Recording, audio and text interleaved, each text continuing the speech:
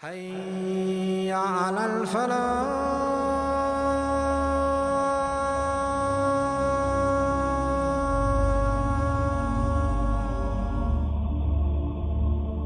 The king of this area, Sheba, he had passed away. When the king passed away, he had left back of no son as a lineage to continue his kingdom. And the only person that he left behind was a girl who was amongst the children of this king. At this moment, Athalabi, a historian, he writes that after this girl, she was a young girl, a man was given the responsibility to become the king after the king had passed away. This man became the new king of Sheba. A lot of corruption and a lot of mischief prevailed in the area of Sheba. And of course, this girl who had lived her life in true honesty by seeing her dad to be the true leader of Sheba, she could not realize and she could not take this. That how can the kingdom of her dad be destroyed in a specific manner? So when she grew a little older, she herself decided to marry this individual. When she had married him on the first night, it is mentioned by Ibn Kathir rahmatullah alayhi himself that she gave him a lot of wine to drink. So much to an effect that he became drunk, and the same night she assassinated and slain him, and the next morning she took over the tribe of Sheba and she became the queen of Sheba at this time. This is the narration of what Ibn Kathir rahmatullah alayhi writes, the beginning of how a woman became the leader of the people of Sheba at this time. The story of Sulaiman alayhi salam, Hudhud, Bilqis starts from this incident. Sulaiman alayhi salam looks towards the people, and Sulaiman alayhi salam says that verily I do not find Hudhud around this area. He said, if I do not find Hudhud very, very soon, either I will punish Hudhud by cutting the throat of Hudhud, meaning killing Hudhud, or I will give him the most severest of the punishment. After a little while, Sulaiman alayhi salam, while looking amongst the many animals, the jinns and the humans which was beneath his kingdom, finally found Hudhud come. And he says, Hudhud, you will not be accepted amongst us until you give me a strong excuse. So at this point, Hudhud said that I will give you such a news that you have never heard of before. And the news which will amaze even you of what has happened to a certain group of people. He said, while I was flying over a group of people known as the nation of Sabah, when I was flying over this people, I saw that there was a woman, which the hadith of Rasulullah ﷺ explains to us, a woman known as Bilqis. She is the queen of these people. And she governs the entire town and tribe of Sabah. And they have two things that they do. They worship the sun as their Lord, and she has the most beautiful throne that anyone can have. As soon as he heard this message, he said, indeed there is none worthy of worship but Allah. How is possible that these people are worshipping someone rather than Allah subhanahu wa ta'ala? So at this moment, Sulaiman alayhi salam said, I will give you a letter, and I will send you a letter and go and drop this off to her.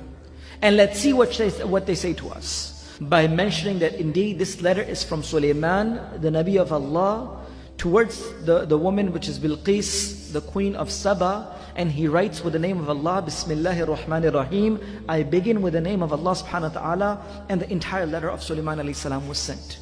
When this letter was sent towards Bilqis, Hudhud went and he dropped it off. When she found this letter, when she received this, she did not make a decision herself. She consulted with all the chieftains, all the chiefs of her kingdom. She gathered them together. And she says, I will not make a decision until I take each and every of your opinion. Because I am the one who don't make decision until you approve of it. So as soon as she recited this letter from Sulaiman alayhi salam towards them, the chief said, O the queen, we have strength, we have power.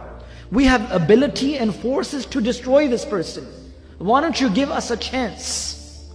The queen of Saba, known as the queen of Sheba, Bilqis, she was a very intelligent and a smart woman.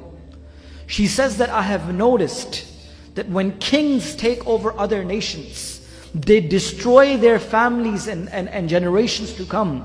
And the most honorable people amongst them become the most disgraceful. So I don't want to take a chance. Give me another opinion. So then she thought of an idea to send some gifts to Sulaiman alayhi salam. that if he is only a person looking to take over countries and places to become a king, then he would accept my gift. He would accept my hadiyah and he will close his mouth. I can just bribe him off with the wealth and he will become quiet. The chieftains took these gifts and went to Sulaiman alayhi salam. As soon as these gifts were presented, Sulaiman alayhi salam looked at them and says, whatever you have brought to me, Allah has given me much more than this. You have not come to the right person. I am not a person who will get, just by bringing these gifts, I will not be bought by these gifts. Go back to them and verily tell your queen, if she does not accept our word, then we will come in such a force that nothing of the nation of Sheba will be left. As soon as the chieftains went back to Bilqis, the queen of Sheba, or the nation of Saba, when she realized that Sulaiman alayhi salam had not accepted these gifts, she realized that indeed he was not only a king. Because he is the Nabi, or he is a true person, that's why he has not accepted any of the monetary gifts.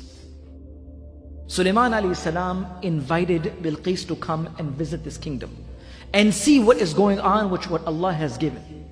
So as soon as she decided to come towards Sulaiman alayhi salam, when they received the news of Bilqis coming towards Sulaiman alayhi salam, towards this area which was known as Bayt al-Maqdis or Jerusalem at the time, it is mentioned that Sulaiman alayhi salam was sitting within his companions. Many jinns and many people and humans and birds and all different creations were sitting beneath the kingdom of Sulaiman alayhi salam.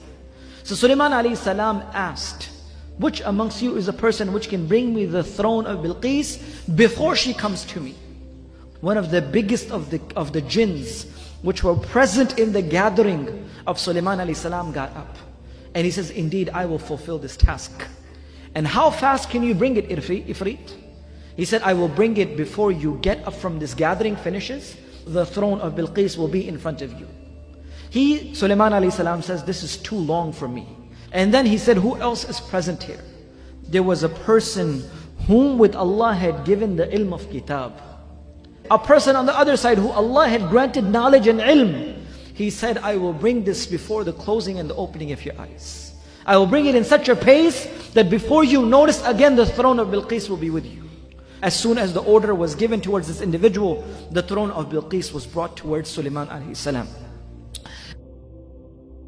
And Sulaiman alayhi salam ordered the jinns and the humans present in his kingdom to make the changes in the throne that she cannot distinguish it right away. So when she came within the kingdom of Sulaiman alayhi salam and she noticed the throne, and she knew that there was no throne like the throne of hers, she says, is this really mine? And how can it be? And it can travel before me, and such a big throne can come towards you. So at this moment she was amazed by this. But still, subhanallah, hidayat is in the hands of Allah subhanahu wa ta'ala. Hidayat and the truth still did not click in her mind. She did not still believe in Allah. She saw her own throne in front of her eyes, which came before she even came. But she still did not accept. Is this really mine? It looks like mine. So Sulaiman says, indeed it is yours. And she was surprised and stunned by this action, and she knew that indeed this person had given much more than what we were expecting. The ayat of the Quran continues, in which Sulaiman alayhi salam invites her to come within the palace that Allah subhanahu wa ta'ala had given Sulaiman alayhi salam. When she entered inside the palace, there was a floor which was made with glass, and beneath the glass was water and fishes. So as soon as Bilqis was about to step upon this, she picked up her clothing so her clothing does not become wet when she puts her feet inside. When she places her feet on this floor, she realizes that this is not water, but indeed this is the glass. Her ankles showed because of her lifting her clothing not to become wet from the water. This is not water, but this is glass. And this is the kingdom and the power and the strength that Allah has granted this person that no one else has. And this was the time when the iman clicked inside her life. And this was a time when she realized and she visually seen, and she says, indeed that there is none worthy of worship but Allah, and I believe in Sulaiman to be the prophet of Allah subhanahu wa ta'ala. And indeed we turn towards Allah subhanahu wa ta'ala, who is the creator and the one who made the humans and the jinns. That what happened after Sulaiman alayhi salam? Did he marry Bilqis or he did not do so? Ibn Kathir rahmatullah alayhi also mentions this, and Al-Thalabi also mentions this. That when Sulaiman alayhi salam married her, meaning he got married with Bilqis, he returned her to the kingdom of Yemen, and she continuously ruled them. And Sulaiman alayhi salam would just go and visit her here and there. And Sulaiman alayhi salam had built the 3 kingdoms, meaning 3 castles within the place where Bilqis used to live.